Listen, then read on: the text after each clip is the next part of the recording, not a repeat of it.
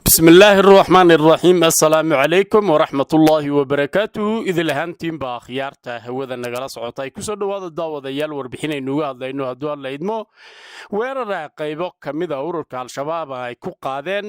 gobolka afdheer ee deegaanka Soomaalida iyo sidoo kale xuduudka ay wadaagaan Soomaaliya iyo deegaanka Soomaalida ee dalkaas Itoobiya meelo dhowr ayaa la sheegay in ay ka dhaceen iska hor imaadyo iyadoo khasaare aad u badan uu ka dhashay oo dhimasho iyo dhaawacba leh sida dadka deegaanka ay sheegeen daawadayaal warbixintan arrintaasi ayaynu uga hadlaynaa hadduu leedmo taariikhdu waa 22 bisha 7 2022 habeenimo khamiisa ku soo dhawaada warkaasi oo faahfaahsan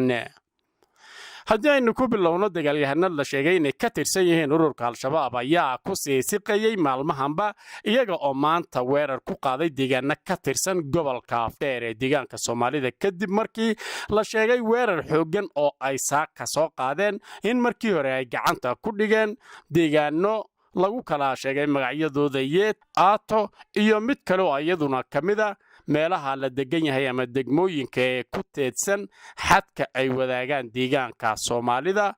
iyo dalka Soomaali weyne maleeshiyaadka al-shabaab ayaa weeraray 3 saldhig oo ciidamada liyu boolisku ay ku leeyihiin yeed aato iyo washaqo waxaana halkaasi ka dhashay khasaare baaxad leh inkasta oo maamulka deegaanka Soomaalidu aysan ka hadlin weerarkaasi xooggan ee ururka al-shabaab ay ku qaadeen deegaanada ka tirsan gobolka afdheer balse dadka deegaanku waxay noo xaqiijiyeen in meelo badan ay dagaalo aad u khalaad ka dhaceen ilaa iyo haddana ay jiraan deegaano iyadoo dagaalku ka soconayo gobolka uu ku dhacay dadkuna xabadda ay maqlayeen weeraradani subaxii hore ay qaadeen oo ahaa sida la sheegay kuwa gaadma ah ayaysan jirin cid si madax bannaan uga soo warramaysa dadka shacabka ah ee deegaanadaasi ku noolna waxay sheegayaan oo kaliya in dagaalo ay jiraan xabaddana ay maqlayaan iyo dhinacyada dagaalamaya laakiin sida wax u dhacay khasaaraha inta uu leeyahay iyo waliba haddii ay jiraan dad shacaba oo wax ku noqday ilaa iyo hadda ma jirto cid si rasmi ah faahfaahin uga bixisay laakiin dagaalada ay qaadeen ururka al-shabaab ayaa la sheegay in uu yahay mid saf ballaaran ah maanta gelinkii dambe waxaa la sheegay in maleeshiyaadka al-shabaab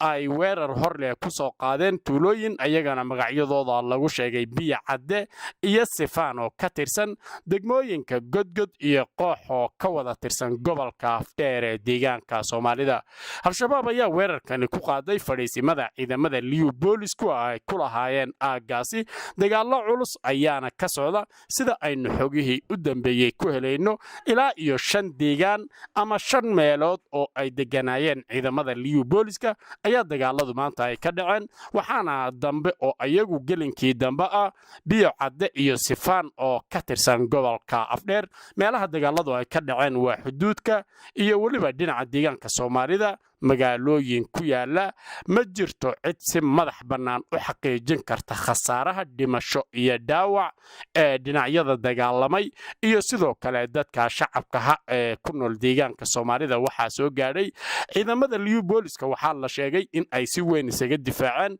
weerarada ururka al-shabaab ay ku qaadeen ilaa iyo 5 saldhig oo ayagu ay lahaayeen dadka qaar ayaa sheegaya in subaxii hore ay qabsadeen ilaa iyo 3 saldhig ciidamada al-shabaab ayagu weerarka qaaday laakiin markii dambe in laga saaray halkaasina si weyn loogu jabiyay ayay qaar kamid ah dadka deegaanka oo xiriir aynu la sameeynay ay noo sheegeen ilaa iyo haddana deegaanada waxaa ka taagan xiisad aad u qaab daran iyo colaad oo dagaalo saf ballaaran ah ay kooxda al-shabaab ku qaaday deegaanka Soomaalida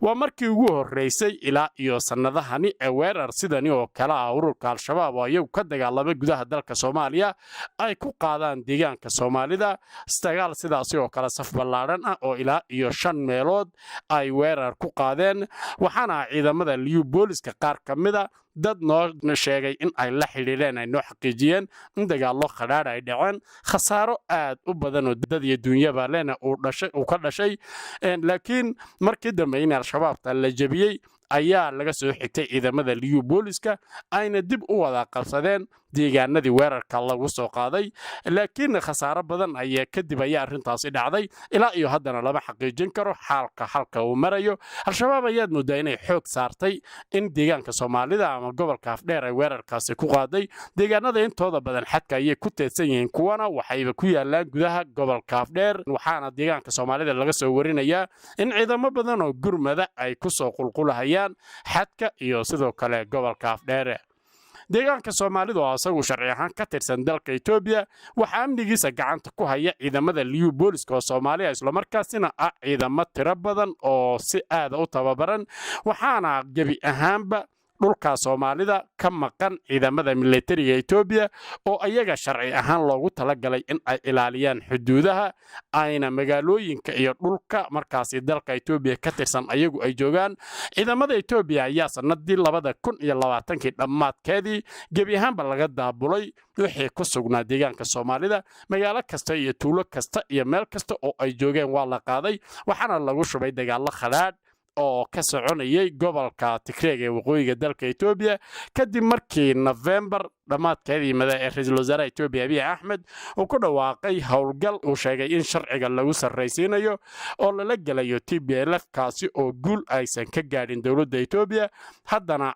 dawladdu ay qaadatay qorshe wada hadal in lagu soo dhameeyo colaadda waqooyiga dalka Itoobiya xilligaasi wixii ka dambeeyay ma aysan jirin ciidamo militari oo ka tirsan kuwa militariga dalka Itoobiya oo deegaanka Soomaalida ku sugnaa amaba xuduudaha deegaanka Soomaalida joogay oo la leeyahay dhulka Soomaalida iyo waliba Kenya iyo meelo kale waa laga yaabaa tiro aan badnayn oo militari in magaalooyinka qaarkood laga helo saldhigyada ku yaala ee militariga ay leeyihiin laakiin gabi ahaanba ammaanka deegaanka Soomaalida waxaa la wareegay ciidamada liyu booliska xataa goobaha shidaalka laga qodayo Itoobiya waagii hore aysan ogolaan jirin ilaa iyo 20 iyo ka badan kiiloomitir in ay wax Soomaaliya u soo gaaraan ayaa hadda lagu wareejiyay ciidamada liyu booliska ayaga ayaana gabi ahaanba afka af ama geeska gees jooga deegaanka Soomaalida al-shabaab ayaa weerarada noocan oo kala ah ee ku dhufo oo ka dhaqaaqda marar kala duwan ka faa'iideysta waxaana inta badan ay wax ka fahmeen weerarada gaadmada ah ee subaxa hore ay qaadaan iyaga oo gawaari qaraxya ku xidha kuna weeraro saldhigyo ay ku sugan yihiin ciidamada markaasi ay la dagaalamayaan laakiin waa ay ka socdaan marka halkaasi lagu dagaalamo meel toos oo loogu soo hagaago oo markaasi si badanna ma jirto waa weeraro gaadma ah marka meeshaasi la isku laayo wixii aan dhiman waa ay baxayaan meel kale markaasi toos oo ay ku istaagayaanna ma jiro iyagu waxay fushadaan shaqadooda inta aan laga warhelin laakiin haddii laga warhelo toos ayay u baxaan ciidamada liyu booliska waxaa la aaminsan yahay in aysan jirin awood ay al-shabaab ku riixi karto laakiin markii weerar gaadma la qaado oo ciidan meel markaas iska deganaa oo nabad u deganaa oo laga yaabo sanado badan oo la soo dhaafay inay nabad halkaasi ku joogeen ciidamo markaasi la soo qorsheeyay dhinacyo kala duwan ay weerarka ka soo qaadaan in halkaasi khasaaro badan uu ka dhalanayo ciidanka weerarka aana inuu qabsado laga yaabo ama ay u badan tahay laakiin waxaa inta badan dhacda in al-shabaab markii weerarkaasi ay qaadaan ay islo dhaqsaba meesha iskaga baxaan marka horena iyagu ay qabsadaan hadda waxaa la sheegayaa wararka in ay qabsadeen ilaa iyo 3 meelood subaxii hore laakiin markii dambe ee ciidamada liyu booliska iyo gurmadkooda oo ay dhinac walba kaga imaadeen ayaa dib looga qabsaday dhammaan meelihii markaasi ay joogeen wixii agab ahaa ee ay isku dayeen halkaasi inay ka qaataanna dib ayaa looga reebay iyagana khasaare aad u badan iyo jab ayaa laga soo xigtay sargaal ka tirsan ciidamada liyu booliska oo dadka shacabka ah ay noo xaqiijiyeen in ay la xiriireen shakhsi shacaba oo ku sugan gobolka Bakool oo xadka ay hadda dagaaladu ka soconayaan la wada gobolka Afdheer ayaa noo sheegay sargaal ciidamada liyu booliska oo la hadlay in uu xaqiijiyay in ay dileen tiro aad u badan oo ka tirsan ururka al-shabaab laakiin markaas si guud loo qiimeeyo khasaaro badan ayaa jira waana la ogaan doonaa hadduu alla idmo xaaladdu sida ay noqoto iyo dagaaladani khadhaadh ee ka dhacay deegaanka soomaalida sida ay kusoo afjarmaan iyada oo dadka qaarkood ay sheegayaan in aan ilaa iyo hadda la xaqiijin karin natiijada kama dambaysta ah in al-shabaab oo dhan laga soo saaray deegaanadaasi iyo in kale oo dadka qaar ay noo sheegeen sida warka qaybtiisii hore aad ku maqlayseenba in gobolka uu isugu dhacay meelaha qaarkood iyadoo diriir ay ka soconayso laakiin dhulka hadda diriirtu ay ka soconayso waxaa lagu tilmaamayaa inuu yahay dhul miyi ah oo baadiye ah oo raacda ahaan la isku soo gaadhay lamana caddayn karo sida uu hadda xaalku yahay ilaa iyo berrito hadduu alla idmo wixii cusub ee ka soo kordha halkan ayaad kala socon doontaan. Assalaamu calaykum waraxmatullaahi wabarakaatu.